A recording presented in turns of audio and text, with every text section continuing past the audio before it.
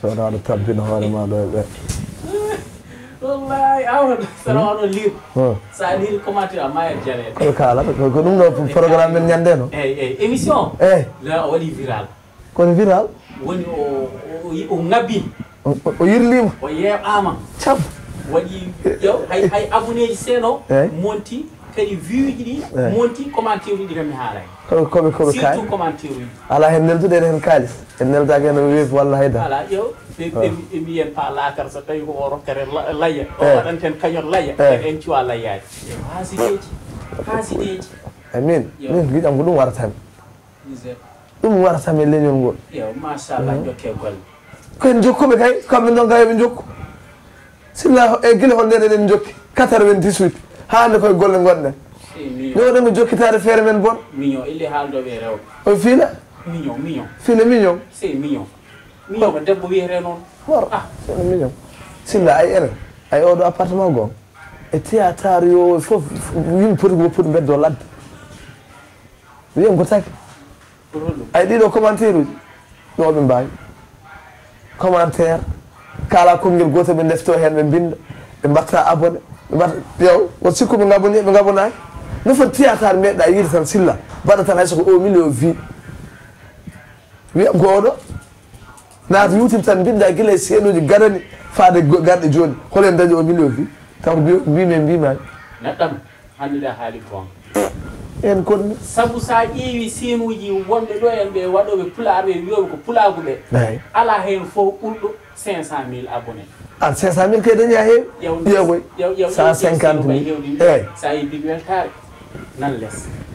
jaw hulle nan less fulɓe production nan less yeccude ndiya nan less ba gueɗe danguere nan less ba gueɗe dangaro full tv nan less piindi nan less rtf nan less ala hen fof ɓurɗo 500 000 abonné commentaire uji ɓoli ɓoli ma jo ala hay baba kay nan less baba tele baba tele toy so moy ko nene télé ala yo wallah kono noon kadi hewɓe hen noon continue ji mumen ɗi mbeɗani waɗa ala fayi kono ɗum fof e waade noon ɓiɓɓe leñol ngol jaltiɗi hunde hay sinno ɓe ngaɗa kalis yo mbaɗ abonné yoɓe mbaɗ booste yoɓe mbaɗ abonné ɓe jeeɓa ɓe partage seno wuura haadi ham mayde fof ɓe mbima neldam muɗon ki wadde téléchargé ɗum noon honno abonné ji godirta téléchargé nam neldami théâtre man yaltani eyyi cukalel ngel koddumi ngel andi ko so théâtre nena fo o wiya nan komo ɗum cifton ni woni so wona o fan tan wiyami téléchargé ɗum nel ɗum théâtre ɗum ɗo noon e foti iwde te an leñol fulɓe ƴeew population o e mawnude eɓe an joni fuɓe eɗen dokkiɓe doole eɗen jeeɓataɓe an fulɓe so mbelama joni joni seeni ɗi fof ɓuura 1 million de vie ɓuura kamɓe gon million d'abonné kono noon ndeysan rapport uji ɗino ɗe rapport uji dañi 1 million d'abonné holɓe rapport uji ɗi eyyi ɓen dañi 1 million min mi haalani rapport ala kadi fulɓe de mi haalani tiktok ode min ko théâtre powered mani ay théâtre o noon wonɓe hen ɓe pro ƴewtade koye men eɓe goppu eɓe goppu ala yi ko passion de woni hen ko passion ay neɗɗo so hunde waɗimo passionné a ƴewata hen abonné a ƴewata hen commentaire a ƴewata hen golle ma jooɗi a ƴewata hen tottede 1000 francs sabu aɗani min ko an ko mbatta ko sensation ma faɗani hen hay goto ko woni passion de passion woni ko yidde ma ko an yiɗi ɗum saɗa waɗa ɗum a sentirat ko ganduɗa hoorema hay goto sentirta ɗum andumi ala yi bon kono noon kadi won naatiɓe hen ni o naatiɓe ni o noon nañira hay goto surtout arɓe joni ɓe wadɓe investis ɓe hay ko probléme goɗɗo no woodi holɗum hay investissement poɗɗo waɗe hen o wattake hen e so watta henne goto ko pooɗe nduure hokkam buñodiral o fonno jarde bujjo joni buɗɗiɗi jomum waɗa misal o bujjo ƴetta buɗɗiɗi te producteur uji ngala ko ñaamoɓe yimɓe gonɗo hen haalona ko dañata o aɗa liggi kam foftirɗum hippo o min kadi hippo o tan kadi min tawnoɗa kam ni ko ɓiɗo doyo kono gonga ala an programme wonni jaganayo noon silla allah seedimi ɗanoto woto haltanima haala commentaire sappo mi haalan commentaire eyyi boy mino toon honi on he ɗiba la ilaha kala nde waɗi émission ngel gotel waɗi virar no mbiruɗani a wonta yiide ngel ɗo e lewra yiyata o ñama kalisal makko omo nelde an kam ɗiba ni woni te ɗiba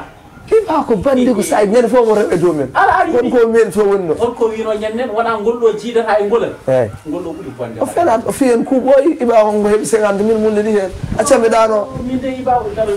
mi yeeɓa émission e mum walle puuɗi Iba noon il faut lijjire geɗe woppanam Iba kadi usutale de ko dar toon ala ngay ɗano han i ko wajiɓe men ko one love peace an tene hakkama ɗanani an ƴew ndeysan musidɗo amen goto yeyno soirée o ɓagi babɗo omo ɗani misi rutu walla ɗani e woyo dago yawi ɗoygol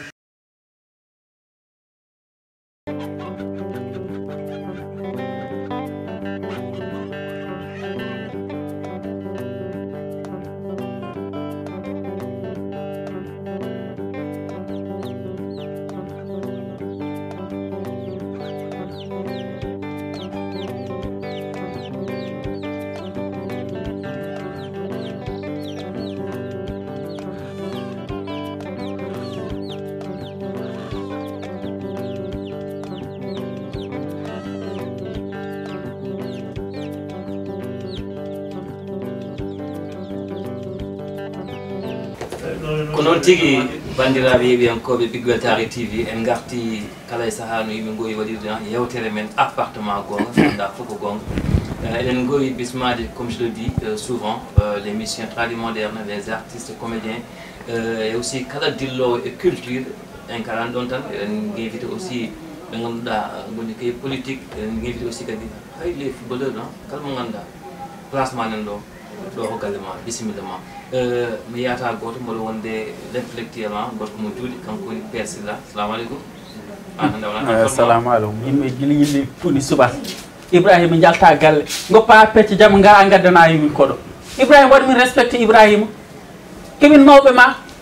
hande no on komin kalduno min noko hen keddimi neɗɗam on maintien Barmani menti ano menti menti ngara togga balar kucira e bidim biya ka menti ala ko ɗo ɓuuri welde a mentani sa mentino a umurta ko cuurel men to joni an ka jam fiɗo ni min ko an noddim min mi jogorano ar joni kay mbaɗa o maintien croison o bras e façon o bouche mais respect envers les woɓɓe so gasi kalden ñin fo en kadirani tambe hoto ɗum wattu noon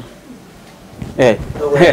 assalamu aleykum bandiraɓe on calminama on mbaɗama ziyare no feewi e galle moon o arti appartement gonga o ko Sylla aka l'intellectuel aka le zébre ɓeebiye aka le chaineur ara yo noon ala inde taw ha joni min dañani warga min ƴeewat ɗo tan min ndendini min jara kono warga min cohli ɗum noon bandiraɓe on calminama bisimilla moon ahlan wa sahlan neɗɗam tawɗa jam fima ɗum ɗon aka Amadou from Fora aka wona ko key tan gaddude maddalma key minen salmini yewoɓe Big Weltare TV wettade tan hande Ibari e komin gadduɗa o wanda ɗon men salminirta Ibari an dañi probléme saabu on nandani e Haalpulaar ala Ibari won ɗo ñam a nannata ɗemgal makko ngal a nanta français a nanta anglais gon goy dañde ko noon tigui basiko on jeeyi Père Sylla on jeeyi si Amadou Amadou Pullo joni joni o en jeehi en gadduyi un artiste qu'on ne présente plus ngendiyanke mbiyamo yimiyanke aussi mais mogiyanke o wiyete ko ɓoccitiɗo ala sago de tegar ko ɓoccitiɗo o hay watawa taƴde boggi to ɓocciti o watawa yaltude lowre o ɓoggol human ɗum nde anda holko bamma ko ƴewande humiro ɓoggol ha mo ɓocciro mais respect kam respect mbiyaɗo ɓoccirir ga aɗa ñebbe woppiri Aliou Guissé o wiyete Aliou Guissé ɓoccirir Aliou bisimilla ndeysaan goppaki no fewi noon gore ko Big Weltare TV eyyi mi yaha gore ndeysaan waɗi foof mi salmini bandiraɓe heeɗiyankoɓe Big Weltare TV mi salmini on kadi onon ɓe tawɓeɗoɓe Iba mi salmini kadi collègue aji maɓe gonɗa ɗon ɓe mi sikki tan o kanko saoudien mi salmini on fewi mi salmini kadi baba oto tumam de wona bamma oto tumam on baba mo tan mo nandirɗa kam baba Mouhammad baba mo tappa ala o sanki inna lillahi wa inna ilayhi rajiun vraiment mi weltanima dendagal yeɓoɓe Big Weltare TV mi won assalamu aleykum wa rahmatullah en tout cas merci beaucoup musikon pami tigi en kali ko Aliou Guissé ɓoccitiɗo artiste comédien mais aussi musicien ɓen chanteur yimiyenke en jeeyano komen wiye boynaji toon dans la région de Matam département de Matam joni joni o Sylla on payi ɓonni ɓoccitiɗo ala mi gonnanoɓe weddade guilmogo leydi min nani cow makko konin cow makko ene kemin babiraɓe kono min jeeɓa suwaɓeɓe mbo sikki hannde ɓoccitiɗo o heewi no yimɓeɓe woni duuɓi ɓoccitiɗo indema tigi tigi ko Aliou Guissé ande Aliou Guissé sifo ko mafiyanke mais aussi yimyanke holko ngadda hen wadde merci beaucoup mi salminima Iba min somi jolama mi wiye ko jimri gadinomi wadde par ce que ɗum adino wonde rewan bon nde gonmi cukalel nde ko ɗum pijiran nan Allah waɗi e nder majjum pijirannomi jimɗi mboɗo fijire jimɗi mboɗo fijire jimɗi ha e sahaji muɗum nder banggueji men to e Fouta to foyinnaji ɗon e kala vacances élève aɓe ne kewno wadde théâtre uji Allah waɗi grand frère am goto kanko étudiant waɗanno ɗumen nam waɗi temps goto kanko jogino rôle o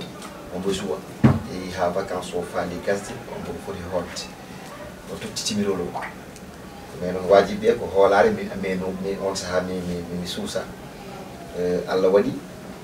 galle ɗo kam min yewtirannoɓe jareede fijirde ko nandi hen nde o yahata nde o ɗal numéro ɗo nde o ɗal numéro ɗo nde jour wi ɗum waɗi réussi on saaha ɓe nanguimi ɓe mbi min kala vacances ɗe min jiiɗi participa e théâtre ko ni ardi am théâtre mais nak comme ko jimri gadanomi wadde deɓi ɗum gaddi ɗum fijirde mais sa wi fijirde jimri ndi holno fijirɗa ɗum juste ka jogino instrument walla bon yana tan aɗima e laabi walla hono fannu quoi non on saaha mi jogaki instrument mi wawa mais inspiré nomi koye mawɓe ko wayno Abou Djoubade Elhadj Baba Mal Ousmane Hamadi Thiou ko ɓen ɓuron inspirade e Youssou Ndour presque on moment ni ko jimɗi Youssou Ndour ɓurno wonde e hakkillam on saaha ɗum no welde nangude ko sikki tan non ɓurno wonde hakkillam wona question par ce que on moment mi nanani olof mais mbiɗa capture ko yimata ko mboɗo refta hen emin jogino lekki gooti ni wakkinini hakkude gallamen ɗo so tawi mi yiiɗi inspirade jimɗe noon toon ngabboyan mi wona toon mboɗo lotta daani o nandor koye beɗen Allah mboɗo yima e ɗin jimɗi mi nanga hen jimɗi Baba Mal jimɗi Youssou Ndour jimɗi Ousmane Hamadi Diop jimɗi Abou Djoubade ha mi tappa mi tello mi ɗaano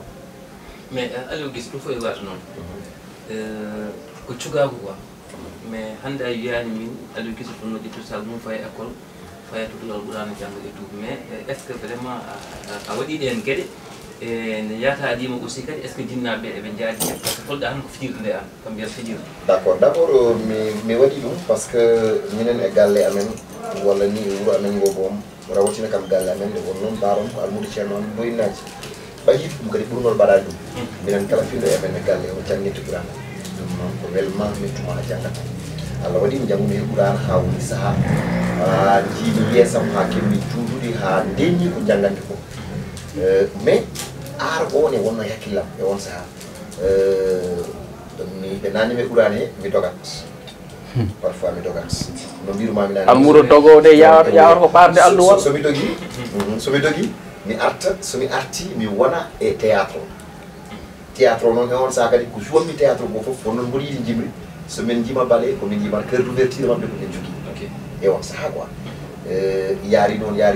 ha ɓooyi mbattumi dogde Qouran o ɓe nanguimi ɓe nattanimi école gonmi hen parfois so tawi vacances uji ari mi joua théâtre mi waɗa hen gonmi école ha ko juuti ɓe gandi ɗum ɗon kadi vraiment mi yiiɗa ɓe guittimi toon ɓaɗi mais monisé métallique ɗon e boyinaji ɗon mbanmi monisé métallique ha mbattumi yiiɗi yeesam patron am o ittimi ɗon udditi atelier wuro wongo no woni Taïba nawimi toon tottimi atelier o misére ɗum on saaha goto ha Allah hokkimi hen diplôme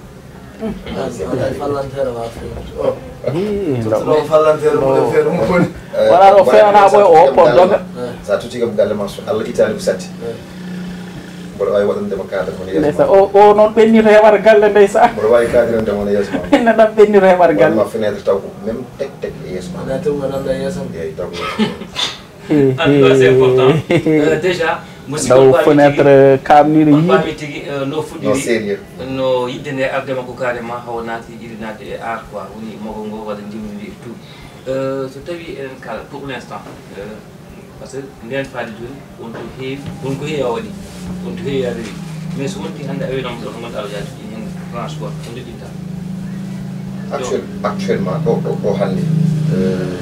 mi choisirani joƴƴinde boya joƴƴinat moom boya yiɗi ko weeri ala boyo waɗa ko yiilo bango mais so wontiɗi ko choix wonno hannde on todi carrément e nder jimmiri walla carrément maggu ngo joƴƴini hen goto continue mum ala boyo mi nani o joƴƴini ko mogo ngo de mi nani joni kongo yiiɗa mogo hayso haalano ko jimri hen o waɗat mi nani ɗum par ce que mogo ngo mboɗa waɗa on mboɗa waɗa ɓe digis beaucoup ko jom fiere ko sa nani youtube ma taw mboɗa waɗa ay ɗum ko yimɓe youtube en minen monaji youtube en eyyi saabu aɗa ko tawi mi nani ɓe mbi konko hen saaha waɗin ɗo saaha o yahat Fouta ɓe noddanmo aɗen kon kam sa nani ɓocciri tan ko théâtre yimɓe gandirimo minen babiraɓe ɓe foof min jeeɗimo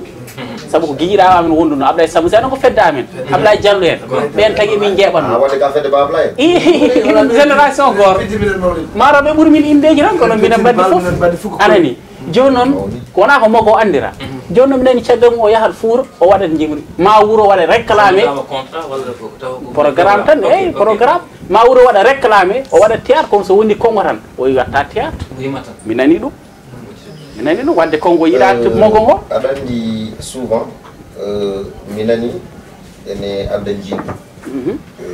nde won noon so ko babam noon won komi ɗomi yiiɗa yettade mi tolna noon mbaɗa wima woppitime Allah noon so nani yola eyyi yo haali ko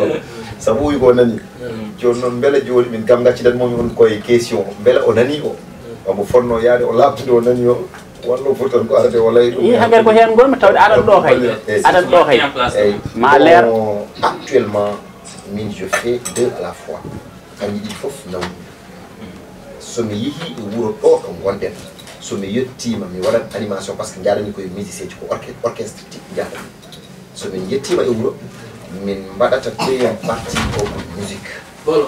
somin mbaɗi première partie musique min mbaɗa deuxiéme partie o théâtre mais est ce que kamɓe ngala choix kamɓe jeeɓe programme ɓe gila choix ɓe mbi minen de ɗum min jiiɗi ɗum min an boyo yiɗi ko koppareji ɓe mbima yo musique o addata kalis mogo adda ala kalis quoi ɓe ngala choix walla wiidemi ko ɗum ɗo mbatta walla ko ɗum ɗo mbatta kamɓe eɓe daarami e banggueji ɗiɗi foof donc wadde min so tawi eɓe ƴeeɓa e banggueji ɗiɗi foof banggueji ɗiɗi foof mbo jogui droit waɗande ɓe somi yettimama ɓe donc somi yettima ko ɗum mbaɗanmi par ce que min ko min yahata komin nawrata orchestre am komin yadata e orchestre mo ganduɗa ma kañumen jogui œuvre jam ɗi joguimi walla jogui hande jimɗam ɗi mbaɗi répétition eyyi donc somi yaade mabɓe minen jourata ɗum somin juuti ɗum min gayni mi fata e théâtre o par ce que nawonmi ko comédien ɗi nawonmi ko orchestre jour ɓe musique o donc ɗum somi yettima o wiye ko ɗum mbaɗanmi foof mais silla on koydimade par ce que mogo ngo ala diwgal quoi ala ye ko ɗum tagi o dogui mogo go o tan o watti jimri ni ala jurugal noon ɓe mbi an mima Ablaye Samba Sy ko minen gondi ɓe mbiya wonat dingira laaɗa fuɗɗirde takke ma ɗum ne hay ɗo tawara ɗum en ala mi fijituno ɗum tan min guiɗe ta cuka o tan Ablaye Samba Sy minen pijiranno konko watti ɗum go minen min goppi min mi nani heewɓe so nani ɓoccitiron ara e wuuro kala kuɓɓuɗo sareɗe ko ganduɗa kaɓɓuɗo sareɗe mum fay toon ko théâtre nayi eyyi ɗum no mbimi on ni min mi haalni on joni mi jaabi mon joni mbimi on min so tawi mi yettima dayaka mi waɗat saabu ko ɗum yimɓeɓe gandirimi hay so tawi mi yiɗi e yo non mais à 90% c'est normal à 90% carrément ko théâtre o ɓe gandirma kadi aussi ɓe jiiɗi vraiment ngara e nokkuji maɓɓe d' accord ɗum mi salaki ɗum kay mbimami min hande somi ummorima tourné théâtre tan mi nawrata e musicien goto te kadi fulɓe ne mbiya ko cakkude ñimi rewte fof mboɗo sikki ene famdi hande e groupe aji théâtre ɗi jahoji mbo nawani nalanke enen fof eɗen gandi e donc wadde ko maɓe jetto wuuro ngo ɓe mbaɗa nalankaɓe ɓe mbaɗa musique o ɓe beltina ɓerɗe yimɓe ɓe gayna ɓe gara mbaɗa sketch o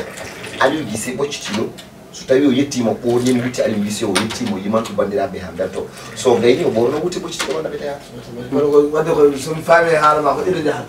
Aliou Guissé e ɓoccititi mum ngo minen gonɗo Aliou Guissé woni jimowo ala wona ɗum noon bon noon boyo ko andi systéme aɗan boyo tagi o andi systéme ay boyo no woni ɓoccitiɗo mi nani so are wuuro a yoɓat jiyamo jono ko nattude jogade ɗum ɗon o andi yimɓe jiiɗi ko jimri omo waɗa yi jimri eɓe ñoodemo ko ɗum ɗon kono théâtre o ko nattude jogade hen ko mbi skaɓe mbiyata bose ko ko nattude jogade hen ɗum ɗon o ñoltoye jimri ndi ɗum oɗo jawi on banggue kono noon sa image hande toɓe noddata mi ɗo so tawi ɗum ɗon ko natti eɓene noddirami ɗum donc ɗum naw rewe ɓuuri he mais pas est-ce que un sondage Voilà. kaɓaɗo sondage a heɓa min kay mbima maaro hom jooɗi tan de kono kamɓe suwaɓe ke mbaɗo mbaɗo mbaɗa yiya ɗum mbaɗa yiya ɗum d' accord aɗan mi mbima jaɓɓere sa waɗi jombano a watti jombano jiidata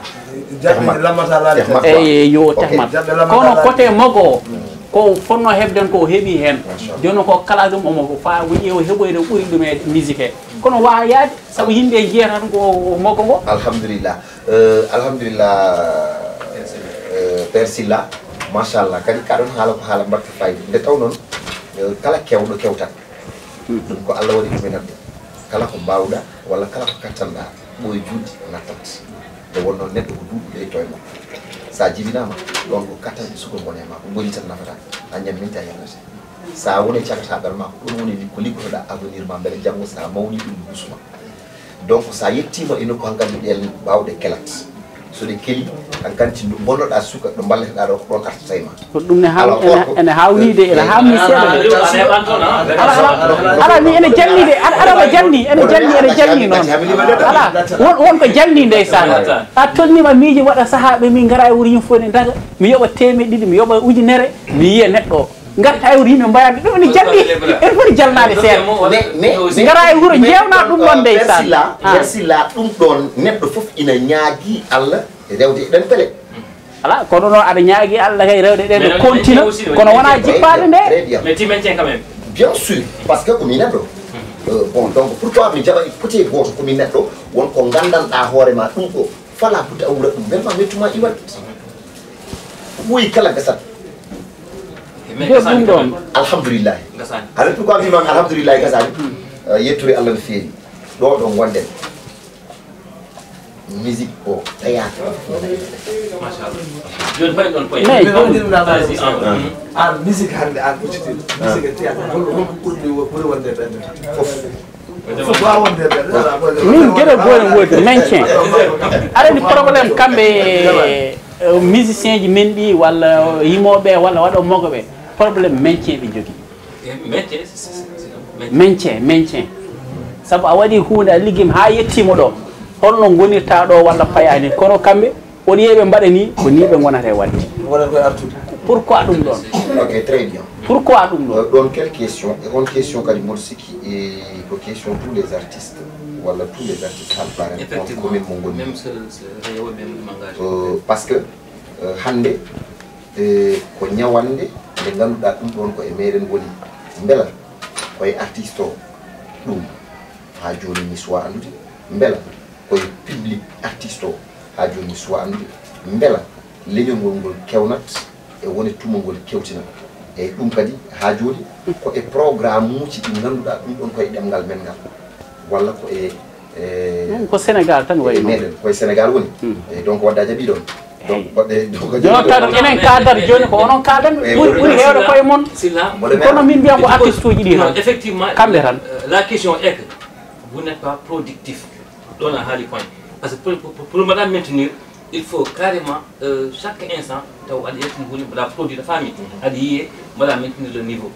donc min mbiyami wona public o donc au niveau des artistes aussi kalen ɓe goni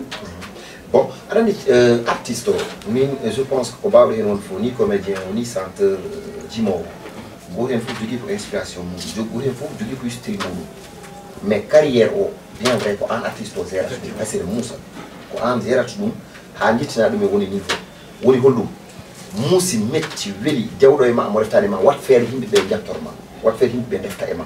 wadde création koye ma yalta mais hewɓe mon murtat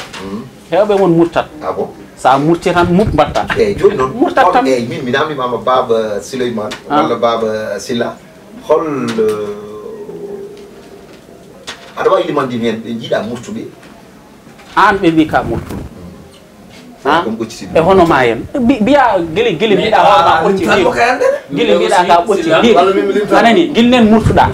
mais Silla il y a aussi un problème ɓe murtat a haali aɗa woni murtude holɗumo bewre bewre a haali aussi wasde wadde wonde professionnel wasde gérde carrière mum ton point paami wonde intellectuel ala wona ɗum professionnel tan être productif neɗɗo haɗum wonde professionnel ma wona intellectuel être productif et aussi nde ana ande jogora wan haydara an wasde jogade wona intellectuel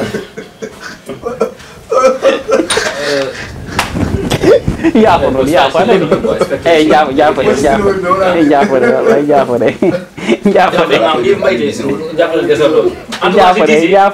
problème o ko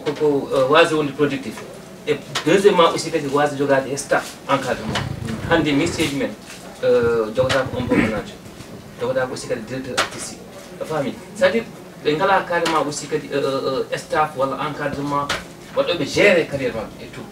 et juste ko ils sont là pour dañde événement goto waɗa yattini son goto vidéo un moment joɗo hitande wasa wadde carrière o c'est ça le problème wonde gérer carrière jogade vision objectif.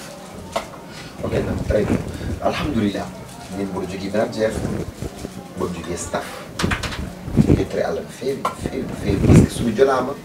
mi wiya caggal Allah e duwaw jinnaɓe min miijo manager am yettinin ɗo woni Adama Diallo mi salminimo de passage ɗon noon oɗo mbaɗɗon erreur mawɗo woni ganduɗa ye entre parenthèse lawol dale basi entre parenthèse an ka mogiyani mogo mbatta Adama ko mogo waɗa jiiɗotoɗo succès gonɗo e carrière o ne wawi joga neɗɗo gonɗo e carrière non Adama Diallo ne jogui kam nde yiilaki succès par ce que tawmi Adama Diallo ko heeɓi succès ha paari ala nden Adama koye probléme mo instant maintien fonno tolnade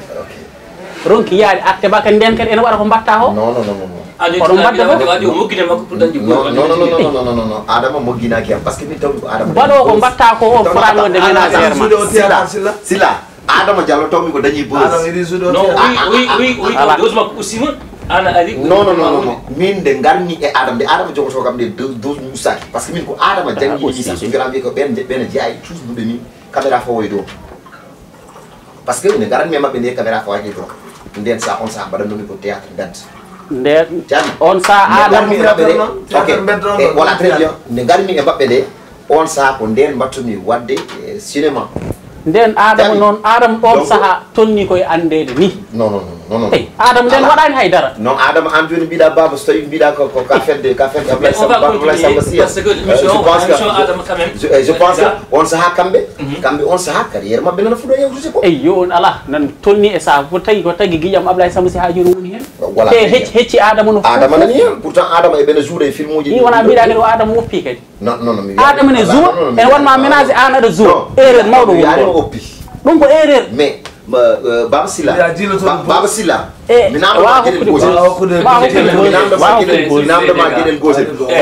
holko waɗata ménagement ménage temps mo jogui o artiste hono ma wawa waddemo ménage très bien boy moi j'ai fait les bas très bien joni on saha kanko Adama Diallo ko ƴettuɗo franchement parler responsabilité makko e am wadde géré franchement parler ɗum ko bangeji foof bangeji contrat jam bangeji franchement parler ƴewde min beela oɗo saaha mo gonmi mboɗo foti wadde hunde walla mi fotade wadde hunde oɗo saaha beela ponmi ko jotade mi waɗa inspiré o joɗini kam ɗo hakke 3 ans wi kam ko liggo par ce que 3 ans ɗi non c'est bon nden ko ligguiɗa nden liggo liggo musical walla holɗum deccu non liggo e foof carrière musical han o watma ménage o caggal nde mbaɗɗon ɗum ɗo mbaɗɗa ɓocciri ɗo caggal watma ménage caggal mo wima ya liggo caggal mo holko ligguiɗa très bien caggal ɓocciriɗo ma holko ligguiɗa ko mantini ko tolni instant ɓocciriɗo merci beaucoup et on saha woni nde liggimi alhamdoulillahi rabbil alamina par ce que on saha wi kam ko jooɗo liggoɗa liggimi musique o et on moment inspiration kewɗo mbanmi mbawmi dañde wadde morceau ji kesi mbawmi wadde dañde théâtre ji kesi e on saha hokki kam ɗin morsude peeñani ɗin ɗi peeñani aɗa andi an joni gonɗon koye 3e âge eyyi won ko kewi hamde on kewdani hen eyyi joni noon karaleje kese ɗe ko toon mbawata andude ko kewi ko toon joni an hol morso tan no jaltirɗa caggal sukaɓe pidirta walla ko rewɓe jarata marché e saaha nde mbiyeɗa aɗa liggonde 3 ans nde joɗɗani woni miteɗa 3 ans holko mbatta nden woni jaltinmi morso ya wonni safalɓe de on morso waɗani jooɗi non ala kam kam jammo seeɗa non Ibrahima ala min on pandema haala on hay min mi nanimo kono nder 3 ans ɗi ko caggal 3 ans ɗi on ari on ko hanki ari on wona caggal 3 ans caggal succès makko théâtre mbaɗano kalmi on saha Bab Silo ko on non ala wi sila ande respect boy on ha cuga gam ha on ha cuga gam anani silos mi yida won jubbu don ya xamane sila ko botu caayam ala babo ay dum ko botu caaya tamen wonɓe jiiɗa yiide bannumeru maɗa ay sa wi silo sana ɓoori kam ayi becconam quoi ko on saha liggimi ya morso ya woni oɗo wi ko safalɓe je ya woni fale que noon yimɓeɓe paama musique à la frontière musique so felti wonde musique taccat e maaje taccat keeri tacca e maaje ɗe boom jole almudel nda faye leyɗe mais ko à partir de là aussi ba hay ata e ma jelo ɗon mbari min matuɗa nde sinda sawnaji tan wonde vidéo ji jabtuɗa nde carrément a waɗi des produits min de 3 ans mokkoni ko 9 ans carrément aussi kadi sawnaji il faut y a des visibilités quoi 3 ans mokkoni ko 10 ans ɗi presque peut-être morceau wonni o mboɗo fijanno hen seeɗa nde pijannomi hen nde ɓuuri tawmi ene intéressé yimɓe nden nattumi nandumi morceau studio mbaddumo me clip o yalti nde o yalti nde ɓuuri nande hakkillaji yimɓe intéressé ala safal nodduɓe machallah par ce que won safalɓe nodduɓe min hande won safalɓe kewɓe hen par ce que refrain o tan woni ya woni ko heddi ko fof ko plat ɗum waɗani ya woni o refrain plat par ce que mboɗo jogui fansuji murtani par ce que o haali amadou o ya woni ko dimol guili elle wonda non attends tokkum question ya woni on ɗo wiyete plat ya woni guiɗam e wi guiɗam très bien ya woni o il faut pas ma min won jogui ɓe am gueɗal banggue goɗɗo mi wona alim fouta mi wona aliou pulaar o tan e banggue aliou safal non komi aliou mauritanie komi aliou sénégal mauritanie fulɓe gon toon mais safal ande guiɗala joni ma yeru goto baldirama wonɓe fulɓe wonɓe mauritanie ɓe soɓe calminima ko fewo koɓe kewi fawde hen yo wonnano ade guese en tout cas c'est important wonde kay appartement gonga hande ko invité men ko aliou guise ɓoccitiɗo aliou guise ɓoccitiɗo woni invité men ha joni continue na ɓoccitiɗo ko sikki oɗo saaha en tant que aussi un artiste comédien un acteur won production ngaji kewɗi jaltuɗi yimɓe jeeɓat jiyata ɓe jiya hen aya o ɓoccitiɗo quoi le problème c'est quoi waɗi ɓe cohlanima on pamdani cachet walla ɗe mbaɗi ala ibrahim ɓen cohli ko hesɓe o joguiɓe wonɓe saaha mumen ɓe kongo wi ko saaha mo ko ɓenni joni kon kadi ko musique o waɗata ɓe cohli ko moguenkoɓe merci beaucoup a namdima question baɗɗo fayida e question kadi belɗo jabade bab silla hayso boɓal yuɗi ruttino ɗum ko e aduna min peut être taw mi yahani toon tawmi mino Aliou Guissé ko min woni mo yahani toon peut être no mbiruɗa ni heddi artiste aji ɗi fof woni hen yaaɓe walla woni hen noddaɓe walla woni hen no jaari mi anda mais min Aliou Guissé personnellement mi yahani toon wadde toon ko an neɗɗo nawat toon hoore mum walla mboɗo jogui connaissance toon saabu somi welama mi wi won gonɗo toon wi kam wat feere gaddana kam produit ma amo jiyamɗa hoore min mais mi parani taw min pour waɗ franchement parler non an produit ma ɗum ko an waɗi produit min jomum wi kam addanam produit ma wat feere gaddana kam produit ma non attends ça wi produit ko produit mo ganduɗa carrément production mo ganduɗa maro joni ko producteur kadi non c'est à dire que je fais comme tous les artistes parce que hande so tawi eɗen kaala artiste aji ɗi ko goto hen foof ne jogui site mum internet walla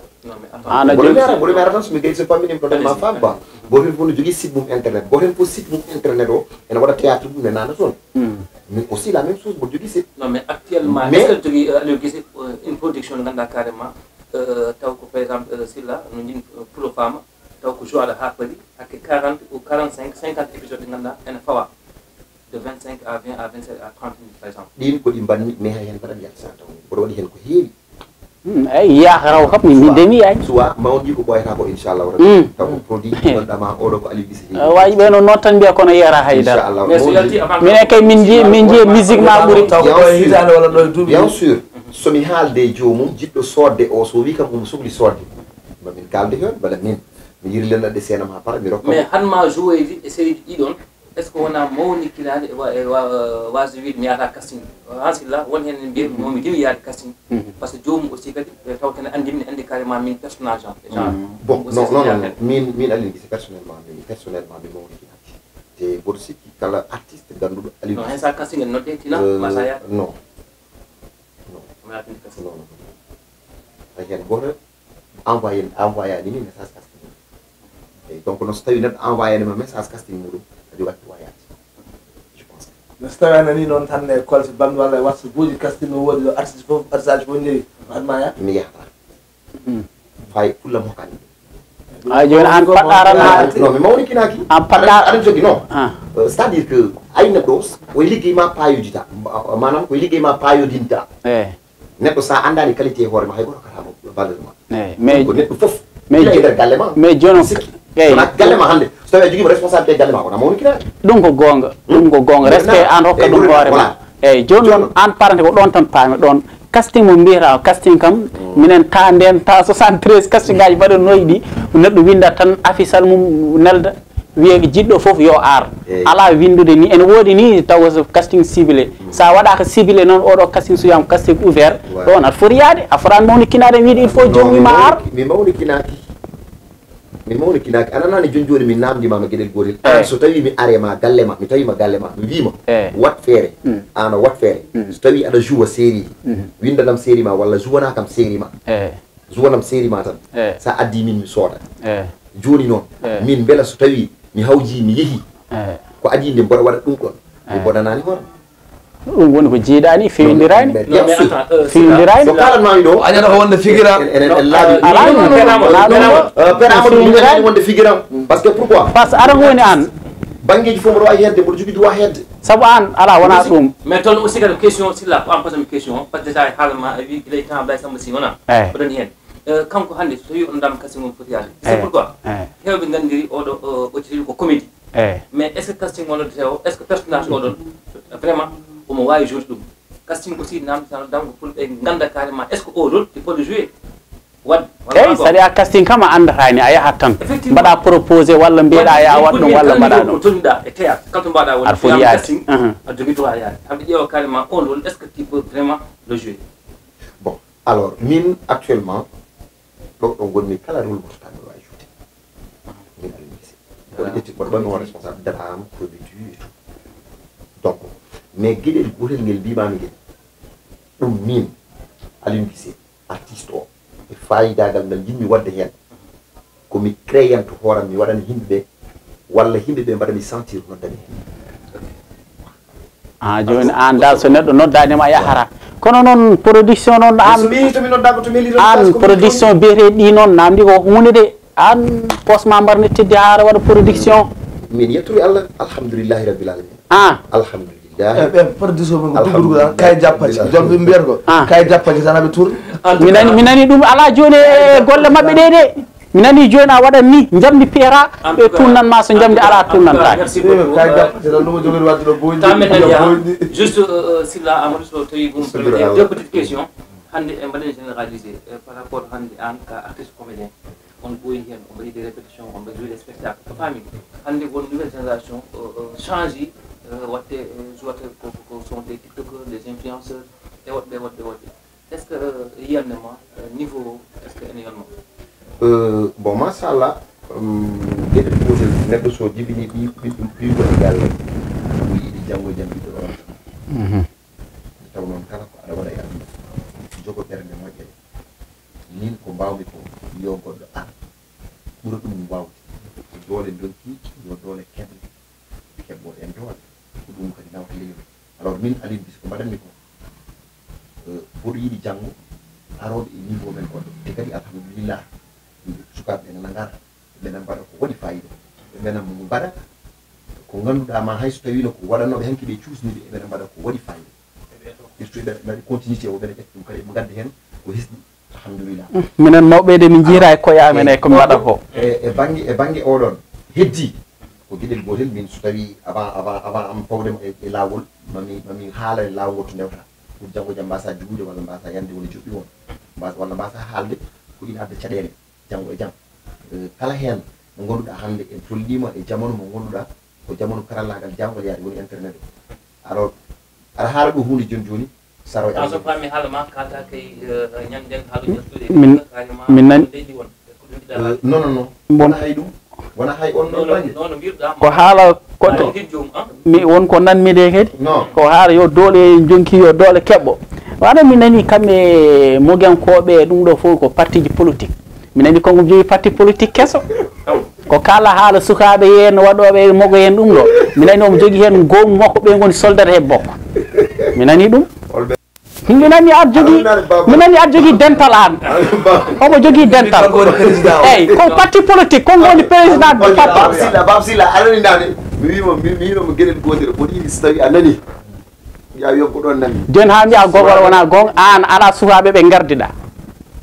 ɗum ne heewi les jeunes artistes yo épreuve hakkude très bien voilà ko ɗum jinmi an ala ɓe gardiɗa an holɗon dawno eyo les jeunes artistes nani kala mogiyanke haal pulaar hande kanko woni président très bien eyyo e ɓuri temedde ɗiɗo neɗɗo rewɓe won hay tiktok o nan toon fof kanko ardi yettere Allah no feewi wonde alhamdulillah heblade film kay jappati les jeunes artistes hande ko mbiɗa woni président mabɓe pourquoi ko hoolare e andindini ɗum ɗo mboɗo mérite ɗum ɓe tottini beela mbawka mboɗo jogui ala ko Allah jogui mais ko peejam liggoto a faami te ko sukaɓe ɓe ganduɗa hande kaɗumen gone sur le terrain haɗumin goni ko jounoɓe en ko waɗi fayida hande yimɓe ene belta ɓe sukaɓe ko mbaɗata ko haydara yoɗani hen ɗum ɗon noon onon mawɓe min ñagoto Allah tan ko ñagon ɗon min duwaw on moññata ndewɗon ɗon nokkuɗon yaade eyyi minen min gara min tacci c'est important en tout cas on taccirɗon ko tous les artistes les jeunes artistes bituwabu fulani les artistes jeunes artistes fulani Les artistes fulani, joni tamin nen yakkema amadou e silla holko woni projet ji ɓoccitiɗo hannde minen ɗuɗa ha joni musique o album o yiyaka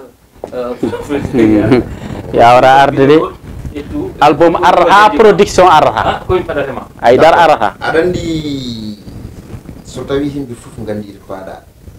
en ƴeewa fof kay walla ruttani min projet jam alhamdulillah mboɗo ñami ko ɓoyata ko ma yimɓe yettude keso ko ɓoyata ko ma yimɓe jiitayata keso nana ara joni ko ɓoyata ko so Allah jaɓi ɗo e duuɓi walla comédie ɓoccitiɗo non ça ne fait pas inchallah yo Allah hokken hawrude hen mo ndi comédie ɓoccitiɗo omo mbino ɗon waɗata o walla déjà taw ko dari o inchallah rabbi taw ko darino ma ummis joni inchallahu taala e des projets ɗi ganduɗa hoore ma hande o saaha eɗen liggo ko heewi e banggue kadi musique o eɗen pewna hen ko poɗɗen ko fewnu eɗen mbaɗa hen ko poɗɗen ko waɗi ɗumen eɗen jaara jaam jaam nde wonnoon Aliou Guissé ko noon tigui mbo sikki on paami tigui wonnoon ko ɗumen hannde appartement go ko Aliou Guissé ɓoccitiɗo on nani haala makko kadi mbatten makko hakkille omon ɗo omo darini leñol Aliou Guissé ko waɗi kiranno ko Baba Sylla e Amadou Mbayno Aliou o minta tan woni hayso hoɗum goto ya wonni ya wonni koy ko jumol gilli wonni noon wona jeeri min mi wona waalo gaay jamma koyne jengo min mi miijo maɗa wonni kode koyne ñaara miijo dogay seeri boy ngel mo yawi idde on yiɗani wonni koni jawɗo gilli kay yiɗaka seeri boy wonni ayoy wonni koy ko jimol gilli gelam wona jeeri min mi wona waaloyi bébé chéri même si tu es effacé contre moi souris-moi un peu ça me fera beaucoup de plaisir oui hay satikani kam o fittano o sikkata ko wona o ƴettade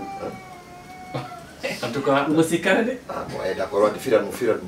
o wi guiɗe lam hay sa tikkini kam momo yimani ha jala beltana non oui dédicace baba haal guiɗe lam même si tu étais passé contre moi souris-moi un peu ça me fera beaucoup de plaisir tinno hay sa o yiɗi wiide so tawi seeɗa so tawi yimɓe jiɗodiri surtout an debbo hay so wonti ka tekkuɗo kala e saaha mosan joom galle ma walla tontiɗo ma gam jaam wawa wontude et à travers ɗum ɗon aussi kadi on di dande nde machallah en tout cas on te souhaite vraiment Baba Sylla ko woni ala haydara on te souhaite vraiment carrière moƴƴo succès ji aussi kadi e des trophées et des prix Sylla émission men gasi hande eyi en gari walla daalin amin on beltanama no fewi en beltinima Aliou Guissé Mabo vraiment ko artiste baɗɗo spécial eɗen gandimo kadi ko neɗɗo baɗɗo dynamique kadi ko artiste aussi polyvalent ko waɗata ko ene saɗi woni aɗa yima aɗa waɗa théâtre aɗa hoɗa vraiment ko artiste agal hawre makko kadi ko neɗɗo mo ganduɗa hoore ma sa andimo ko même image o tottat ma min so Allah guila 2009 min gandumi 2009 kono gila nden faari hannde ala fof ko change no wanoyam nden ha joni on comportement o jogui wadde ko neɗɗagal aussi kadi so andi mo nangguete normal kadi haydara rinintami hay goto guisema o ya wuur bon vent won musique mbaɗa théâtre wat musique mbaɗa théâtre eyyi Sila voilà on jarama joni pasnam konngol toon Amadou pasnam toon eyyi alhamdoulillahi rabbil alamin guise min beltima kadi invitation o kadi enen mbiyatma toujours kadi amin mbima ko gonɗa ko dokke Allah Allah rokkat ɓe gona musicien ji rokka ɓe gona théâtre rokka ɓe gona musicien plus théâtre yo Allah rokki fandinde aɗa wawi ko mbatta ko kadi mbatta fof no weeli sa yimmi no weeli sa joue théâtre no weeli yo Allah junno ha juuta je suis derrière toi min caggal ma min babiraɓe je suis soutenir soutenir mais inchallah pour waɗa spectacle Dakar waɗon parrain c'est bon inchallah ɗo de haydara ala toɗiɗe taw ay taw ko tottata parrain yo muñana min o waɗa créé en tout cas o fono wadden honoré ok voilà très bien donc mami wat inchallah rabbi somi waɗi taw kam mbaɗa mi honoré inchallah rabbi woni père Amadou et père Silla inchallah mi ɗiɗini an warma wayno bandiraɓe calminaɓe ngue merci beaucoup alhamdoulillahi rabbil alamin vraiment mi weltanima Allah mi weltanima no fewi Iba mi weltanima père Silla e question ji makko mbaɗi fayida par ce que ene moƴƴi hono ni neɗɗo o ƴeewe holko woni e dow muɗum nde tawno neɗɗo o ko média nawatamo artiste o surtout namde hol caɗele makko namde holko waɗimo oɗo saaha ɗum ɗo walla holko waɗimo ɗum ɗo walla holko waɗimo ɗum ɗo ça me fait beaucoup de plaisir surtout nak question ji makko ɗi kam Silla degui yalla par ce que il fallait que yimɓeɓe yeeɓoɓe koye mumen ganda hol caɗele ɗe arsaji ɗi jogui e hol probléme uji arsaji ɗi jogui e artiste o so yeehi ha ɓoyi o dartima holko dartinimo caggal nde mo jogui miijoji makko nana e makko jogui ko nana e hoore he o ronki yoya ɗum ɗon ne moƴƴi ɗiɗon question ji saaha fof jomu dillin hen vraiment mi weltanima Allah mi weltanima dendagal yeeɓoɓe Big Weltare TV mi weltanima Iba mon ami mon frère e Amadou Diallo mo ganduɗa kanumne ko artiste ngana mo yimɓe pulaar o andi hoore ko an ko artiste o malani on fulɓe kadi mi haalanma gueɗel gotel mi haalanma gueɗel gotel haɗami kuppoli ko kamɓe tan mbaɗa tan degui an kam gonga ma an boye mo sawa non non an sa min mbaɗma begade cokki jawdi jawdi hande d'accord jawdi ndi somi humi somi hirsi goto fo yarat koygal inchallah sollite en tout cas merci beaucoup Aliou Guissé merci on beltanama no fewi invité men wonɗo ko Aliou Guissé ɓoccitiɗo artiste comédien en qualité aussi mais moguiyanke jara toon to boyinaji dans la région de Matam département de Matam e jetti aussi père Silla en wonde Amadou Poul gorko mo forade forguey ɗon nayi mbora ok merci beaucoup en tout cas rendez-vous prochainement e numéro goɗɗo invité goɗɗo mais e même place woni Big Weltare TV mais haali pour tout renseignement an jiɗɗo Africa o so tawi min ngala numéro ma yiɗi arde noddu min au 77 442 75 18 77 442 75 18 merci à vous merci aussi à toute la régie kamɓe nanki ha hunde wawi labde mbawlo nande min merci à vous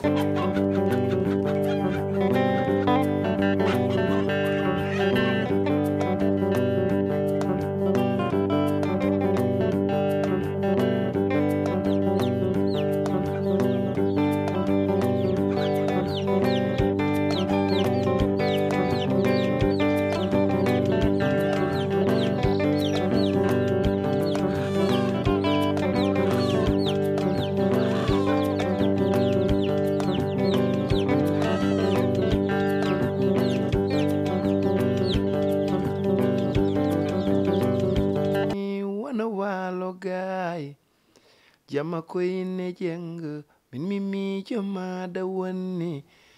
kode koyne nyara mi joto gay seri boy ngel mo yawi yedde on yidani wonni non koni jawdo gilli kayida ka seri boy wonni ayo gilli koyne musinene yide koy kuetere tagande zora e fitandu klare